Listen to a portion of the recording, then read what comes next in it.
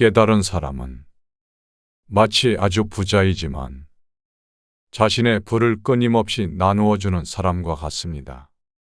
그는 부자가 아닙니다. 아무것도 가지고 있지 않기 때문입니다. 그는 가난하지도 않습니다. 풍성하게 베풀기 때문입니다. 그는 그저 재산이 없을 뿐입니다.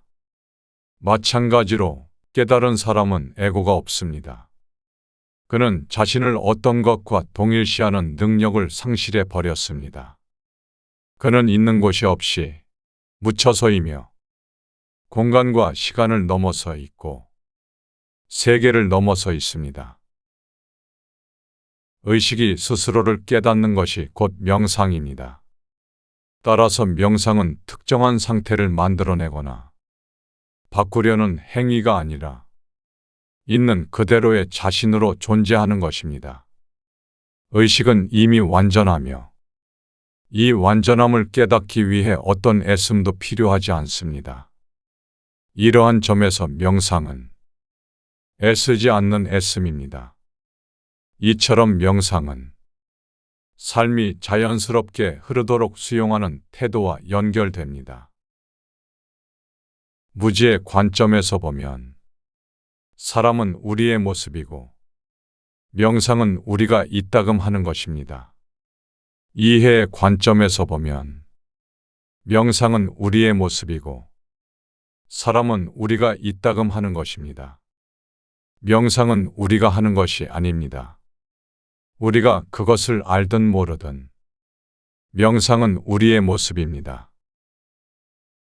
참된 것과 거짓된 것을 분별하여 거짓된 것을 포기하는 수련을 의도적으로 매일 하는 것이 명상입니다. 시작 단계에서는 여러 종류의 명상이 있지만 결국에는 모두 하나로 합일됩니다. 가족을 잃거나 실직하거나 모욕을 당하면 그대가 자신의 사람이라고 하는 그대 자신에 대한 상이 깊숙이 변합니다. 그대가 무엇인지를 알려면 먼저 자신을 탐구하여 그대가 무엇이 아닌지를 알아야 합니다. 그리고 그대가 무엇이 아닌지를 알려면 내가 있다는 기본적 사실과 반드시 부합하지는 않는 모든 것을 배제하고 그대 자신을 주의 깊게 관찰해야 합니다. 나는 언제 어디서 내 부모님에게서 태어났고 지금은 이러이러한 사람인데 누구와 결혼하여 어디에 살고 있고 누구의 아버지이며 누구에게 고용되어 있다는 등의 관념들은 내가 있다는 느낌에 내재하지 않습니다. 우리가 취하는 보통의 태도는 나는 이것이다입니다. 내가 있다를 이것이나 저것으로부터 일관되게 꾸준히 분리하고 있다는 것, 이것이나 저것이 아니면서 그저 있다는 것이 의미하는 바를 느끼려고 애쓰십시오. 우리의 모든 습은 그것을 거역합니다. 이 습들과 싸우는 것은 때로는 오래 걸리고 힘든 과정이지만 분명한 이해가 있으면 많은 도움이 됩니다. 마음의 수준에서는 그대가 나는 무엇이 아니다라는 부정적 용어로만 묘사될 수 있다는 것을 분명히 이해하면 할수록 더 빨리 탐구의 끝에 이르러 그대의 무한한 존재를 깨닫게 될 것입니다. 나는 누구인가라는 한 가지 외의 모든 질문을 포기하십시오. 결국 그대가 확신하는 단 하나의 사실은 그대가 있다는 것입니다. 내가 있다는 확실합니다. 나는 이것이다는 그렇지 않습니다. 그대가 실제로 무엇인지를 발견하려고 분투하십시오. 그대는 사건들의 흐름을 바꿀 수 없지만 그대의 마음가짐을 바꿀 수는 있습니다. 정말 중요한 것은 마음가짐이지 그 사건 자체가 아닙니다. 세계는 욕망과 두려움의 거주처입니다. 그 안에서는 평안을 발견하지 못합니다. 평안을 얻으려면 세계를 넘어서야 합니다. 하기 싫을 때도 꾹 참고 규칙적으로 명상하면 엄청난 효과를 볼 수 있습니다. 자신의 생각이 자신을 어떻게 옭아매는지 알 수 있기 때문입니다. 당신의 행복이 외부에서 일어나는 일들에 달려 있다면 당신은 늘 주변에서 일어나는 일들의 노예가 될 겁니다. 인간의 경험인 즐거움과 불행은 당신의 내면에서 일어납니다. 이를 깨닫지 못한다면 당신은 행복과 달콤한 경험을 음식을 통해, 술을 통해, 작은 기쁨을 주는 이런저런 것들을 통해, 관계를 통해, 또 성공과 성취 등의 수많은 행위를 통해서 얻으려 하게 됩니다. 이제 당신이 삶을 이런 식으로 꾸려가면서 당신의 행복을 외부 상황에 의존하도록 만든다면 당신은 주변 상황에 끌려다니는 노예가 될 겁니다. 당신의 주변에서 일어나는 일들은 절대로 당신이 원하는 대로만 일어나지 않습니다. 하지만 자신 하나만큼은 100% 자신이 원하는 대로 할 수 있습니다. 이것 하나만큼은 스스로에게 반드시 해줘야만 합니다. 늘 자신이 원하는 방식대로 스스로를 만들어가는 것이죠. 그러면 주변이 어떠하든 우리 자신의 최선을 다하게 될 겁니다. 우리의 진정한 본성을 인식하기 위해 영적인 글을 열심히 읽거나 수년간 명상을 수행하거나 스승에게 깊은 신앙심을 품을 필요는 없습니다. 알아차림 자체의 본성을 철저하고 솔직하게 탐구할 의지만 있으면 됩니다. 이는 지적인 탐구가 아니며 우리가 진정 누구인지 파고드는 개인적인 탐구입니다.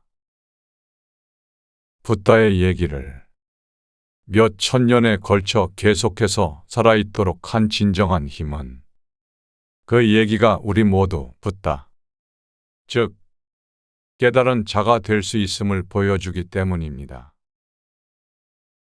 친숙하지만 막연한 불안의 느낌이든 강력한 두려움의 폭발이든 그 속으로 몸을 기울이면 우리는 그 경험 속에서 깨어있고 자유로워질 수 있습니다. 두려움을 마음챙김하기 위해서는 마음이 열리고 깨어 있어야 합니다. 마음을 열면 압박감 없이 현재에 있을 수 있습니다. 깨어 있으면 무엇이 일어나든 그것을 알아차리고 온전히 경험할 수 있습니다. 애써서 힘들게 노력해야 한다면 그대의 행복이 무슨 가치가 있습니까? 참된 행복은 자연발로적이고 애씀이 없습니다. 쾌락과 고통은 번갈아 듭니다. 행복은 부동입니다. 그대가 추구하여 발견할 수 있는 것은 진짜 배기가 아닙니다. 그대가 결코 잃어버린 적이 없는 것을 발견하고 양도 불가능한 것을 발견하십시오. 거짓된 것에 대한 기억은 거짓된 것을 만들어낼 수 있을 뿐입니다. 기억 그 자체에는 아무 잘못된 것이 없습니다. 거짓된 것은 그 내용입니다. 사실들을 기억하고 의견들은 잊어버리십시오. 그대가 지금 있는 데서 출발할 수밖에 없습니다. 그대는 지금 여기 있고 지금 여기에서 벗어날 수 없지요. 그대는 무한한 잠재성, 다함없는 가능성입니다. 기도에 전념하는 것을 기독교나 다른 신중심 종교의 특성이라고 생각할 수 있다.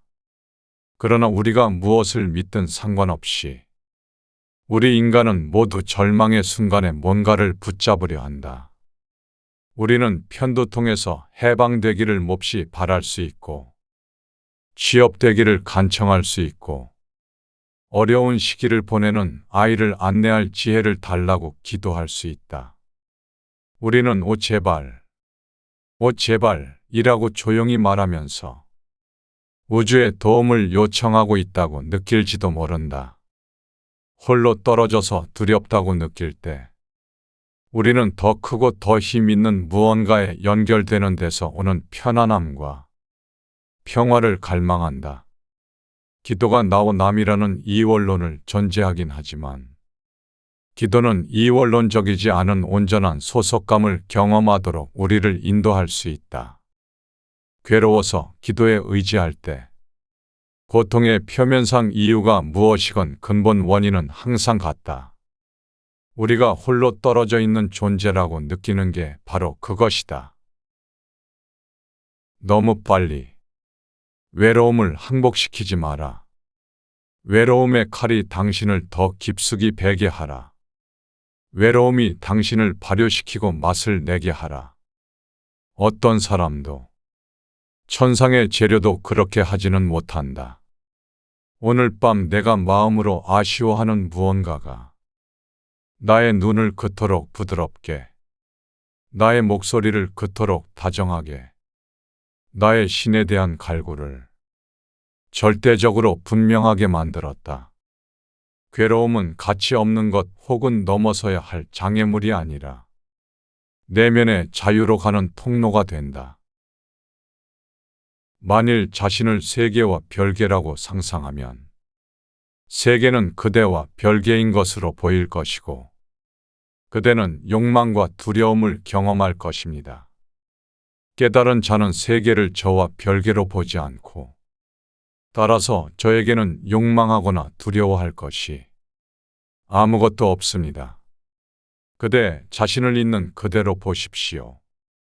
그러면 세계를 있는 그대로 보게 될 것입니다. 그대는 형체와 정신을 합일시켜 분리되지 않을 수 있는가? 전기를 모아 부드럽게 하여 어린아이처럼 될 수 있는가? 때와 먼지를 씻어내고 잡념을 없애 고요히 관조하여 하자가 없을 수 있는가? 백성을 사랑하고 나라를 다스림의 무의로 행할 수 있는가? 이목구비와 마음의 문을 조정하여 고요함을 유지할 수 있는가? 만물에 통달하고도 마음에 욕심이 없을 수 있는가?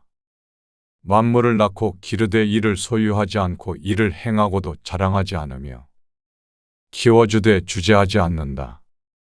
이를 현덕이라 한다. 진정한 자신감은 자신과의 무조건적인 우정, 온유를 기르기 위한 훈련, 인생의 길을 찾는 본질적인 지성에서 나온다.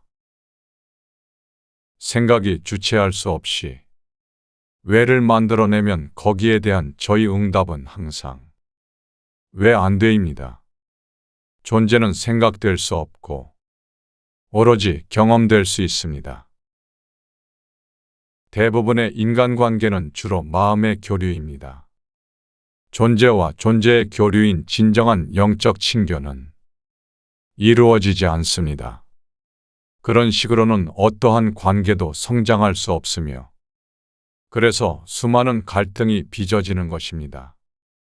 마음이 삶을 지배하고 있을 때는 갈등과 다툼과 문제가 불가피하게 일어납니다. 하지만 당신이 내면의 몸과 접촉하고 있는 상태에서는 진정한 관계가 꼽힐 수 있는 무심의 빈터가 만들어집니다.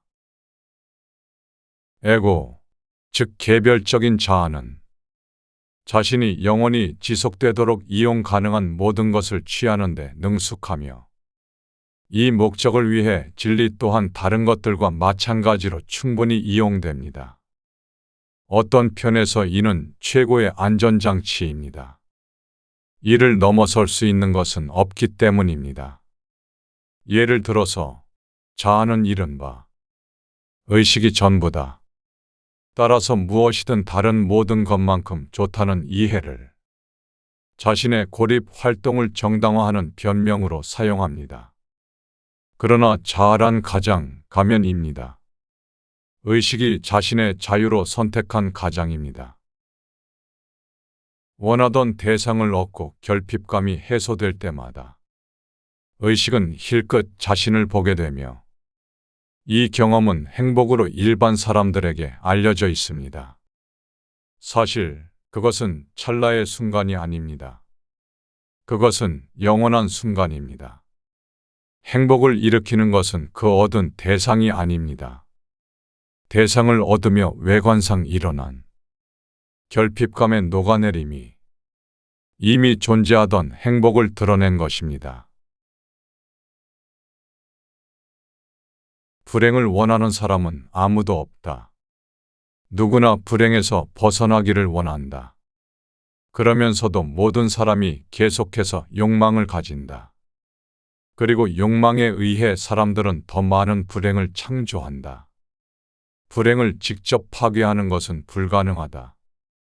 그대는 불행의 뿌리 자체를 잘라야 한다. 그 불행이 어디에서 오는지, 이 연기가 어디에서 솟아오르는지 알아야 한다. 그대는 뿌리에 닿을 때까지 땅속 깊이 파고들어야 한다. 붓다는 이 뿌리를 즉 욕망이라고 불렀다. 마음은 끊임없이 욕망한다. 단 한순간도 욕망을 멈추지 않는다. 마음은 항상 더 많은 것을 요구하는 욕망의 행렬이다. 마음은 영원히 만족할 줄 모른다. 아무것도 마음을 만족시킬 수 없다. 그대는 원하는 것을 얻을지도 모른다. 그러나 얻는 순간 그것은 끝난다. 얻는 순간 그대의 마음은 더 이상 그것에 관심이 없다. 마음의 속임수를 관찰하라.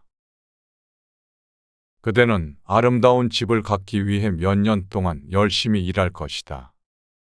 그러나 집이 그대의 것이 되는 순간 돌연 아무것도 남지 않는다. 그대가 그 집에 대해 가졌던 꿈과 환상이 일순간에 날아간다.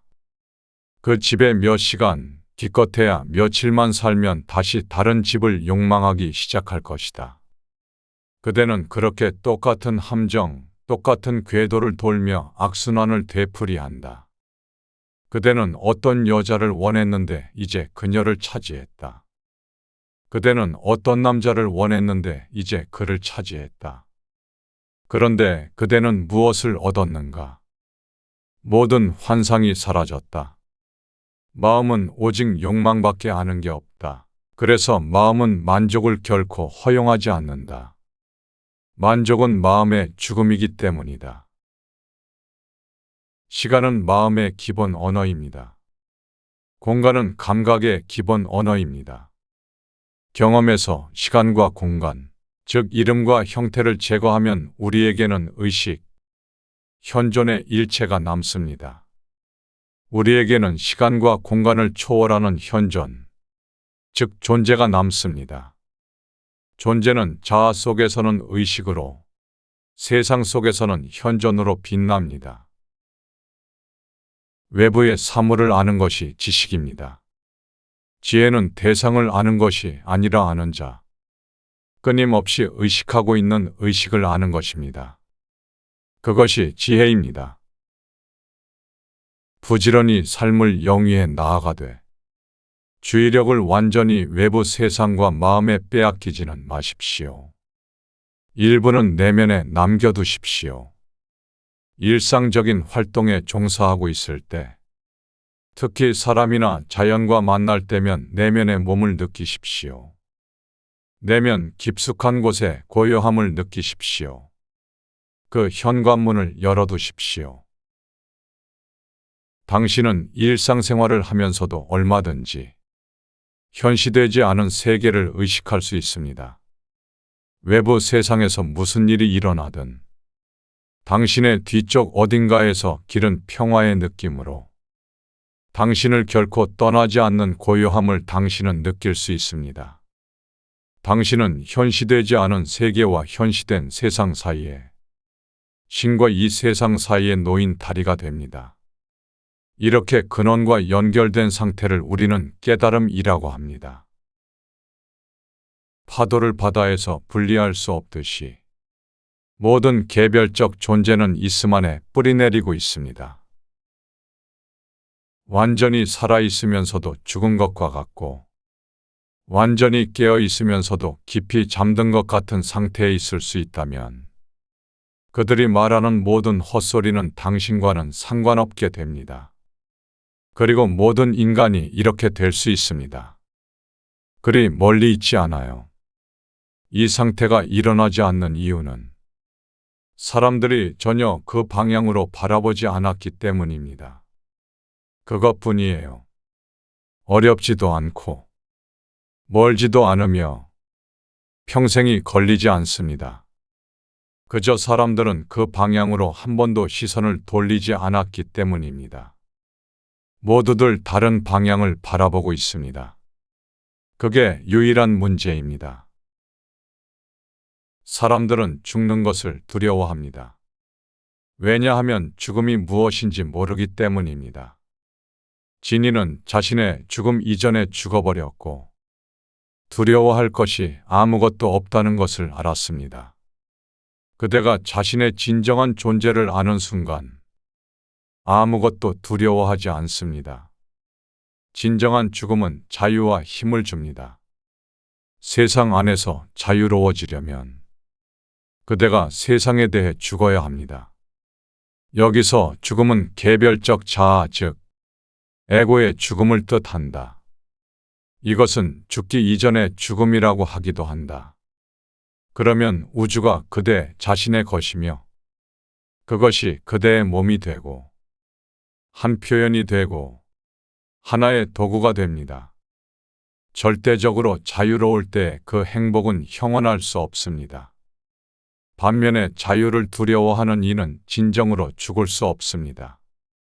즉, 그 자신의 개별적 자아인 에고를 알아차리거나 투명하게 할 수 없습니다. 우리는 본래 이렇다. 가장 좋은 통치자는 백성들이 그가 있는지도 모르고 있는 상태이다. 그 다음은 그에게 친근감을 느끼고 칭찬하는 것이다. 그 다음은 백성들이 그를 두려워하는 것이고 그 다음은 백성이 경멸하는 것이다. 통치자가 성신이 부족하면 백성들은 그를 신뢰하지 않는다. 유유하도다.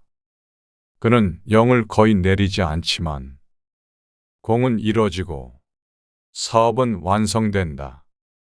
백성들은 모두 우리는 본래 이렇다라고 말한다. 삶을 이리저리 몰아댈 필요는 없습니다. 그냥 삶과 함께 흐르면서 현재 순간에 해야 할 일에 그대 자신을 완전히 맡겨버리십시오. 이것이 지금에 대해 지금 죽는 것입니다. 산다는 것은 죽는 것이니까요. 사실 우리는 매 초마다, 매 들숨날숨마다 죽어간다. 즉, 죽음 없이는 삶이 있을 수 없습니다. 어떤 스승의 제자가 물었다. 저는 미국에서 하타 요가를 가르치고 있습니다. 요가는 저에게 마음의 평안을 주었습니다. 스승이 답했다. 그랬습니까? 그대의 마음은 평안합니까? 그대의 탐색은 끝났습니까? 제자가 말했다. 아니요, 아직은 아닙니다. 스승이 말했다. 당연하지요. 거기에는 끝이 없을 것입니다. 왜냐하면 마음의 평안 같은 것은 없으니까요. 마음은 번뇌를 뜻하는데 요동 자체가 마음입니다. 요가는 마음의 한 속성도 아니고 마음의 한 상태도 아닙니다. 제자가 말했다. 그것으로 어느 정도 평안을 얻기는 했는데요. 스승이 말했다. 면밀하게 점검해 보십시오. 그러면 마음이 생각들로 들끓고 있다는 것을 발견할 것입니다.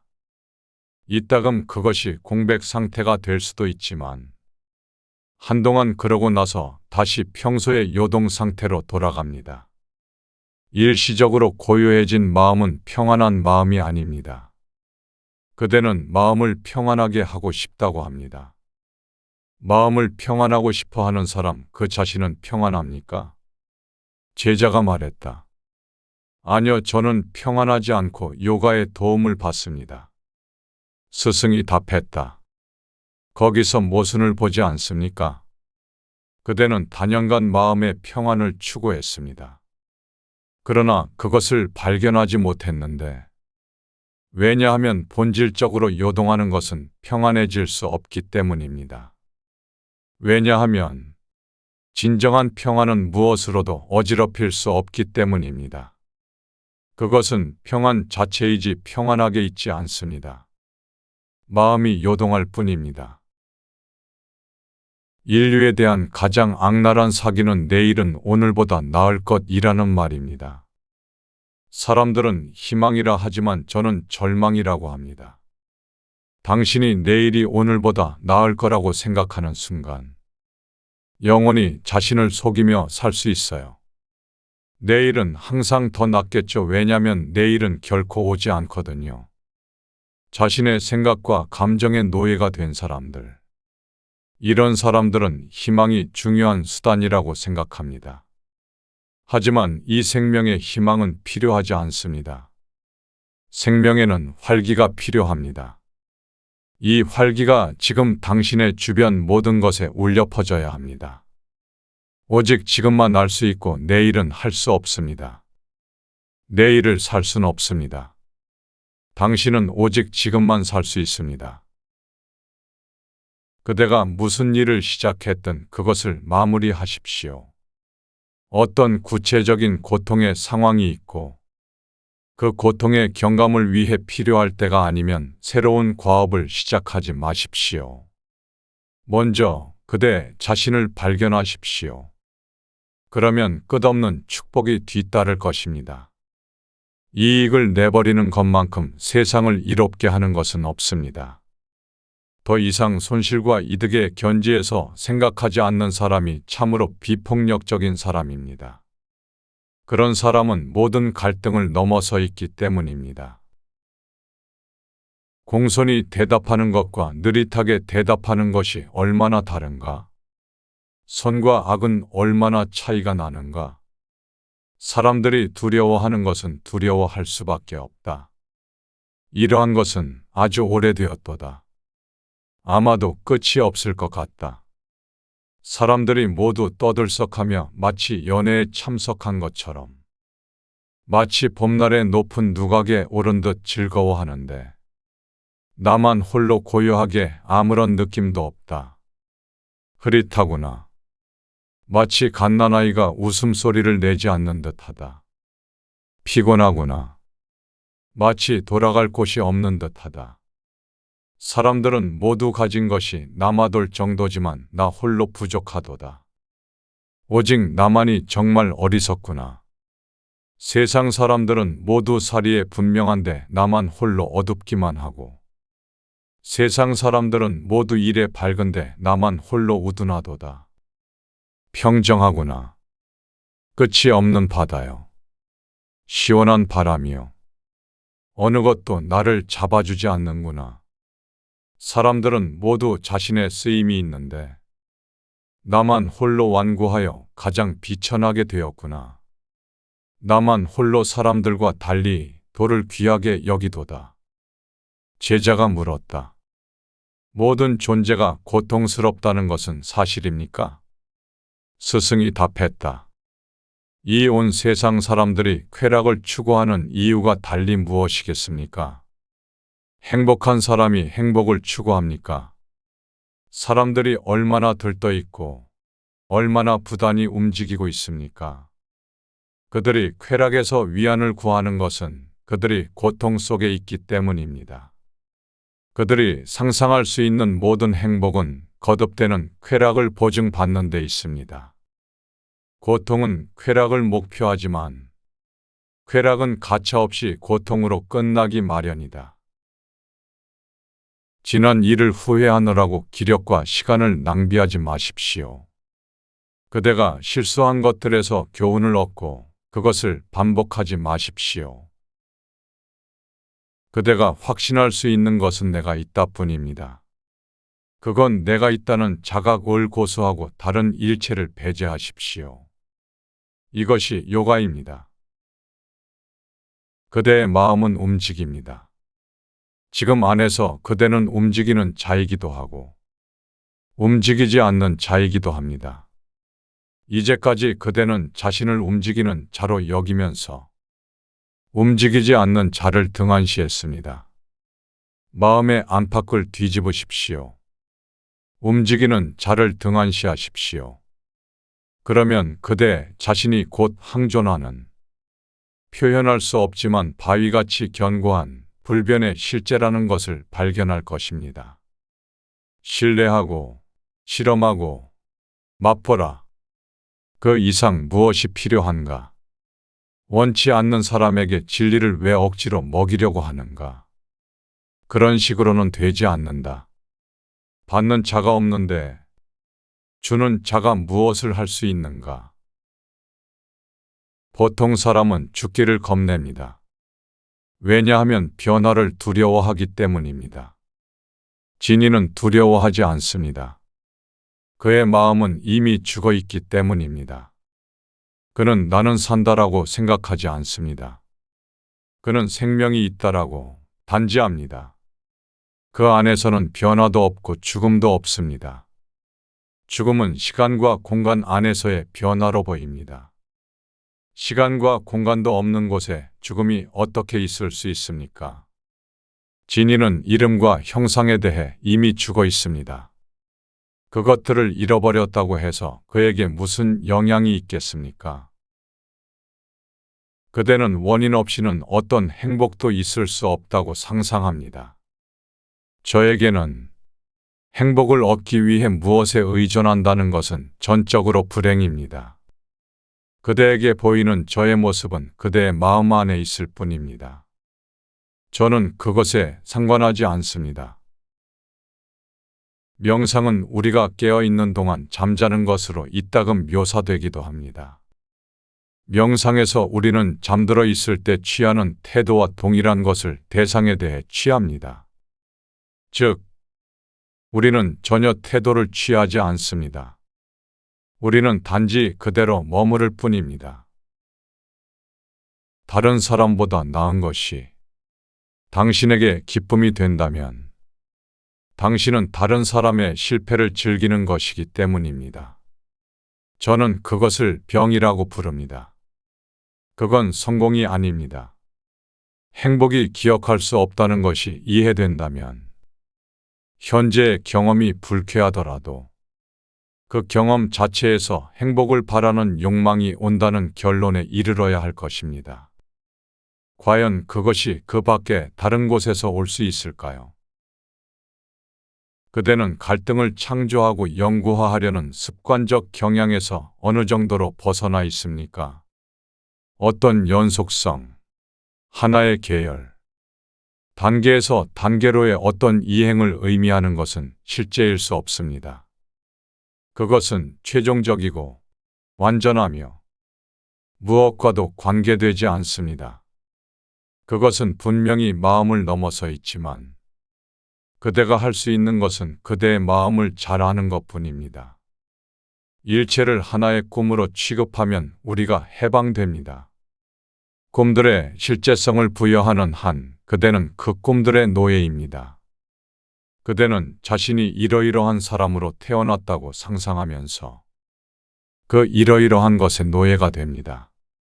그 노예성의 본질은 자신을 하나의 과정이라고, 과거와 미래를 가졌다고, 역사를 가지고 있다고 상상하는 것입니다. 사실 우리는 아무 역사도 가지고 있지 않고 하나의 과정이 아니며 발전하지도 않고 쇠퇴하지도 않습니다. 또한 일체를 하나의 꿈으로 보고 거기서 물러나 있으십시오. 그대는 살아가고 느끼고 생각합니다. 그 살아가기, 느끼기, 생각하기에 주의를 기울이면 그대 자신을 그것들에서 해방하고 그것들을 넘어섭니다. 그대의 인격이 해체되고 주시자만 남습니다. 그러면 그 주시자를 넘어서십시오. 그것이 어떻게 일어나는지 묻지 마십시오. 그저 그대 자신의 내면을 탐색하십시오. 제자가 물었다. 그러면 대체 왜 살아가십니까? 왜 이 온갖 불필요한 오고감과 깨어남과 잠자기, 식사하기와 소화하기를 영위하십니까? 스승이 답했다. 저는 아무것도 하지 않습니다. 일체가 그냥 일어납니다. 저는 기대하지 않고 계획하지 않습니다. 일어나는 사건들을 그것이 실제하지 않는다는 것을 알면서 그냥 지켜볼 뿐입니다. 상상 없이 보고 왜곡 없이 듣는 법을 배우십시오. 그거면 됩니다. 본질적으로 이름이 없고 형상이 없는 것에다 이름과 형상들을 부여하기를 그만두고 지각의 모든 양상은 주관적이라는 것, 보이거나 들리는 것, 만져지거나 냄새 맡아지는 것, 느껴지거나 생각되는 것, 기대되거나 상상되는 것은 마음 안에 있지 실제 안에 있는 것이 아니라는 것을 깨달으십시오. 그러면 그대는 평안과 두려움에서 벗어남을 체험하게 될 것입니다. 비이기적인 일은 침묵으로 이어지는데 왜냐하면 무화적으로 일할 때는 누구에게 도움을 청할 필요가 없기 때문입니다. 결과에 무관심함으로 가장 시원찮은 수단을 가지고도 기꺼이 일할 자세가 됩니다. 재능이 많거나 자격이 잘 갖추어진 것에 상관하지 않습니다. 남들의 인정이나 도움을 바라지도 않습니다.